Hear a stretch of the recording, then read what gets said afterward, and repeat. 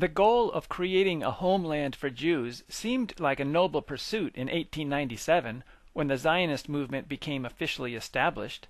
However, their dream of returning to Palestine has become a nightmare of violence, and there is no end in sight. Worse yet, the concept that Palestine is their homeland has turned out to be a tragic mistake. These white-skinned Ashkenazi Jews are not descendants of the original Jews of Palestine. There were no white people in Africa or Palestine 2,000 years ago. The medieval Europeans assumed that Jesus Christ, his mother, and the other original Jews looked just like the Europeans, which is why you can find Jesus with blue eyes and green eyes, and why his mother has such white skin. A Jewish historian looked into the ancestry of the Ashkenazi Jews and wrote the 13th tribe to show that their homeland is the area near the Caspian Sea. The schools, the media, and even the 9/11 truth seekers are dishonest about the history of Israel, Zionism, and Jews, and I had to edit this video because even Daryl Bradford Smith has turned out to be a liar. Here are some excerpts from an interview about the 13th tribe. One of the subjects that I have been actually pounding pretty hard on the radio about is this new book. Well, it's not a new book, but to me it was quite new. Most of these subjects are new to me. It's a book called The 13th Tribe by a man named Kostler, and it was written some time ago. However, it is still, to date, I think probably the strongest evidence we've got of some of the deceptions around, the Zionist camp, how they are going out into the airwaves and into the newspapers, creating false charges of anti-Semitism, causing people to believe that they are, in fact, the rightful heirs to Israel and many other things. And so I've invited someone from Britain. His name is Mohammed Refik, and he has been involved in trying to get the truth out about this stuff for over a decade and a half, going on 2 decades now, which is amazing because, this is back in the day when nobody was talking about this, or very few people.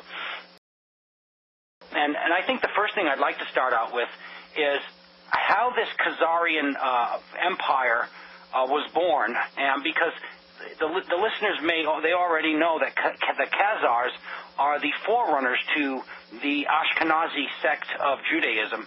So, since you've done the study, where did the Khazar dynasty begin, and how did it get underway? What actually happened was, somewhere between the 7th and 8th centuries of the Christian era, we find these Khazars who lived in the area which was named after them, Khazaria, which is the land locked between the Black Sea and the Caspian Sea. The northern border of this land is actually the third range of mountains. If you were to start heading north from the south, you'll find there's actually 3 ranges of mountains, and the third one being the Caucasus up there, just north of which is where modern-day Chechnya and Ingushetia are. Okay. And to the south, you would find the main trade route that came out through Persia, across northern Iraq, northern Syria, and into Turkey. This was a common... Is that the present Kurdistan region? Don't we have a lot of Kurds in that area? It would include Kurdistan and possibly Azerbaijan, and slightly out to the north even would stretch up to southern Armenia. And he does provide a pretty decent map on the website, ladies and gentlemen. If you want to follow along, you could go to the French Connection website. The book is available on the site, and you'd be able to see the map that Muhammad is referring to.